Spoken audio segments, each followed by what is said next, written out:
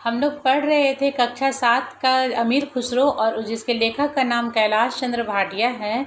उन्होंने अमीर खुसरो का जीवन परिचय दिया था। पिछले वीडियो में हम लोगों ने पार्ट 1 में ये पढ़ा था कि अमीर खुसरो का जन्म कहाँ हुआ है, उनके माता पिता का क्या नाम है, उनके गुरु का क्या नाम है। इन सारे बातों पर हम लोगों ने चर्चा की थी। साथ ही साथ यह भी बताया था कि वो 11 सल्तनत के शासकों के साथ उनका राजाश्रय कवि के रूप में उन्होंने कार्य किया और अपनी पहचान बनाई। उन्होंने जो रचनाएं रची उनमें प्रमुख था, काफ़ी भाषाओं के ज्ञाता भी थे, और उनकी रचनाओं में प्रमुखतः पहेली, मुकरी, दो सुखने, और फिर उसके बाद निस्बत, ढकोसला, इन सारी चीज़ों के बारे में वहाँ पर हम लोगों ने चर्चा की थी। तो आज हम लोग इस वीडियो में जो देखेंगे वो उनकी कुछ पहेलियों को, मुकरियों को, कुछ ढकोसलों को का उदाहरण हम लोग यहाँ पर आज देखेंगे इस वीडियो के पार्ट 2 में। तो हम लोग तैयार हो जाते हैं। पहले हम लोग इसका देखते हैं पहेली कि कुछ ऐसी ही प्रसिद्ध रचनाओं के उदाहरण दिए जा रहे हैं। तो सबसे पहले उन्होंने जो पहेली लिखी थी आदिकाल में, उसमें कौन कौन सी पहेलियां हैं, कुछ खास हम लोग यहाँ पर देखते हैं कि खड़ा भी लोटा, पड़ा भी लोटा, है बैठा और कहे है लोटा।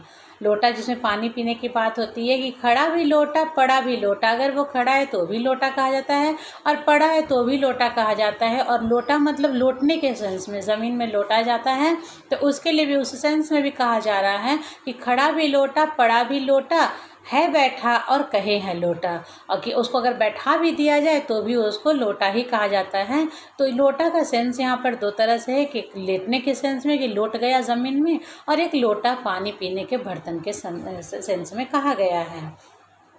फिर उनकी दूसरी पहेली है, सामने आए कर दे दो, मारा जाए न जख्मी हो।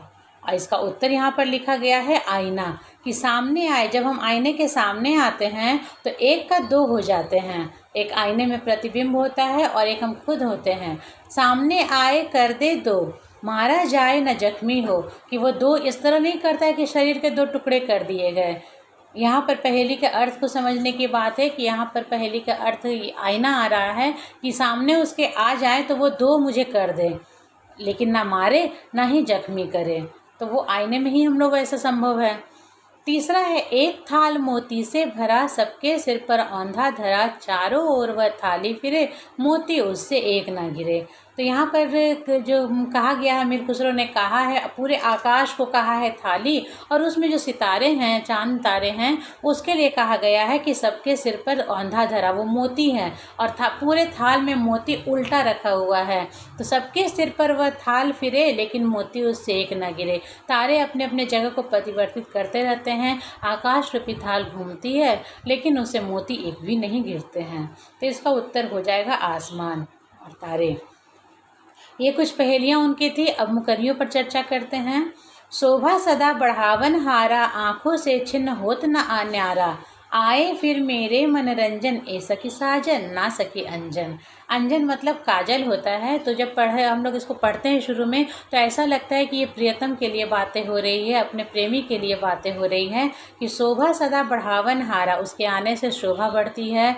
आँखों से छिन्न होत न न्यारा, आँखों से दूर नहीं होता है, आँखों को सबसे प्रिय वही लगता है।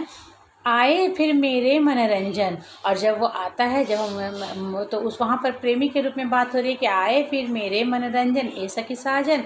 क्या इसका मीनिंग और इसका उत्तर साजन है कि साजन के लिए ऐसी बात हो रही है? लेकिन वहाँ पर फिर वो अलग करते कि ना सखी अंजन, और वो आंखों में लगे काजल के लिए बात हो रही होती हैं। तो सुनने में ऐसा लगता है कि प्रेमी के लिए रचनाएं रची गई हैं, लेकिन उसके अर्थ कुछ और होते हैं। इसी तरह से दूसरी मुकरी भी उनकी देखते हैं।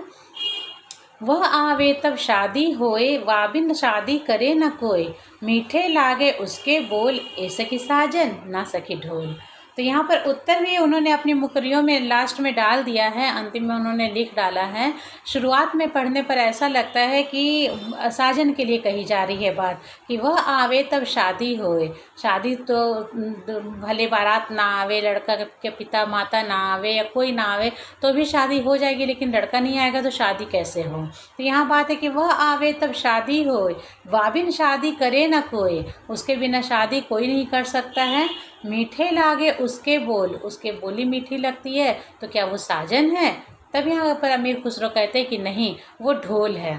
ढोल की भी ज़रूरत होती है शादी में। तो शादी में क्या होता है कि जब वो ढोल बजता है तब शादी के ढोल बजाए जाते हैं और फिर उसके बोली भी अच्छी लगती है, सुहानी लगती है, कानों को कर्णप्रिय लगती है। तो यहाँ पर ढोल के लिए ये मुकरी लिखी गई है। फिर इनके हम कुछ निस्बत देख लेते हैं। निस्बत में है कि घोड़े और बजाज में क्या निस्बत है, मतलब कि क्या मेल है, क्या दोनों में है, एक समानता है घोड़े और बजाज में। तो थान और जीन, घोड़े के भी थान होते हैं, बजाज के भी होते हैं और जीन भी दोनों में होती हैं। फिर है दूसरा, आदमी और गेहूं में क्या निस्बत है, कि दोनों में क्या समानता है। तो बाल, गेहूं के भी बाल होते हैं पूरे और आदमी के भी बाल होते हैं। तो क्या निस्बत है, तो यहाँ पर उसके लिए कहा गया है कि बाल, दोनों में बाल होते हैं।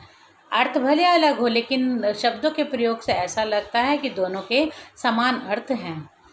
अब यहाँ पर फिर दूसरी बात है निस्बत। हमने पहेली देखी, मुकरी देखी, निस्बत देखी। अब हम यहाँ पर दो सुखना देखेंगे। सखुना, रोटी जली क्यों, घोड़ा अड़ा क्यों, पान सड़ा क्यों।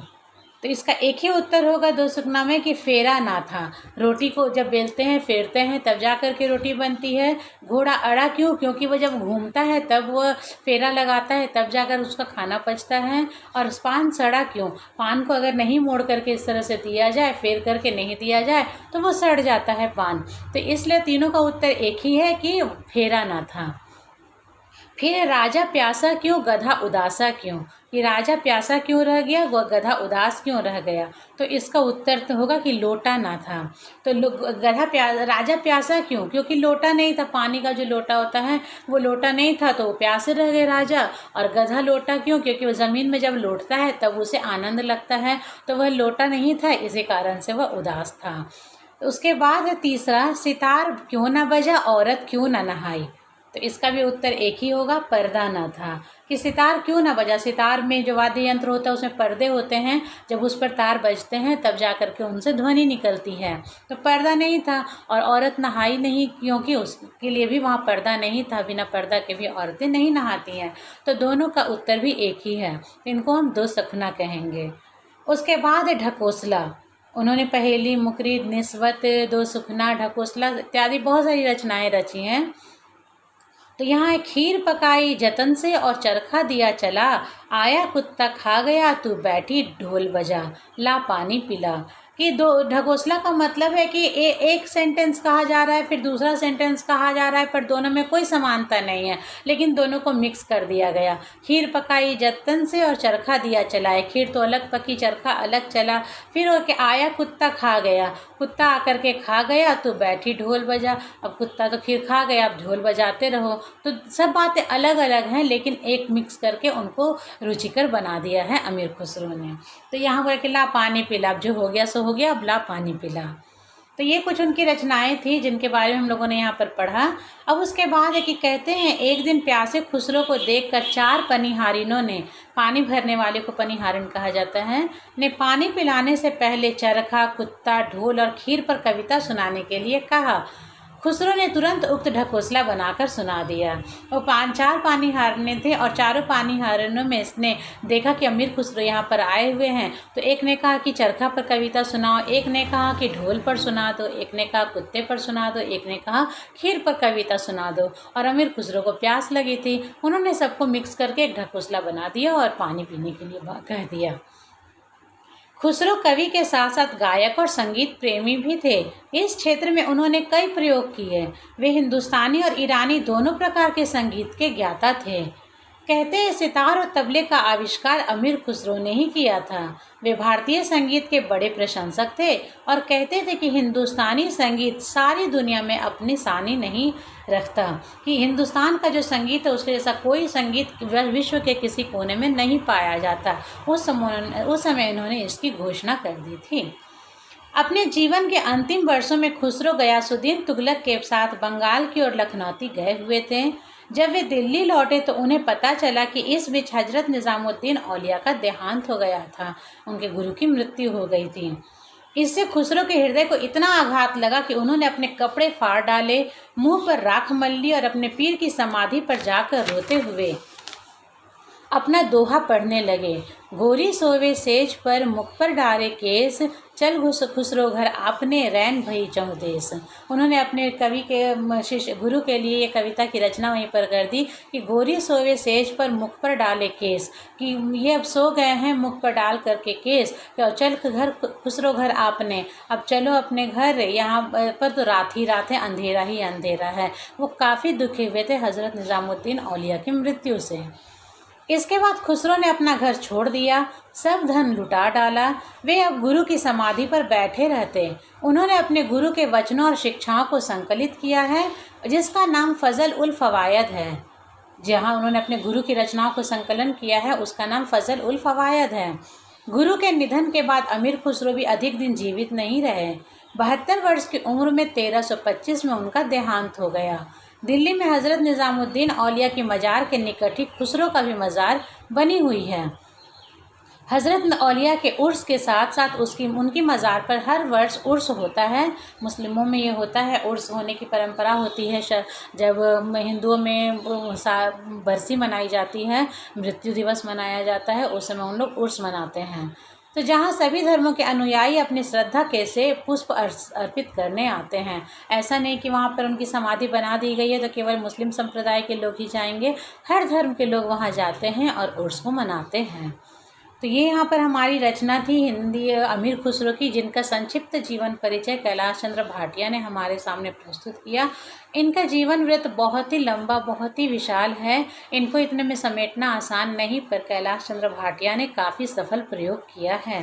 तो इस प्रकार हमारी रचना यहाँ पर ये समाप्त होती है। अगली वीडियो में इसके प्रश्न उत्तर के साथ फिर मिलेंगे। तब तक के लिए धन्यवाद।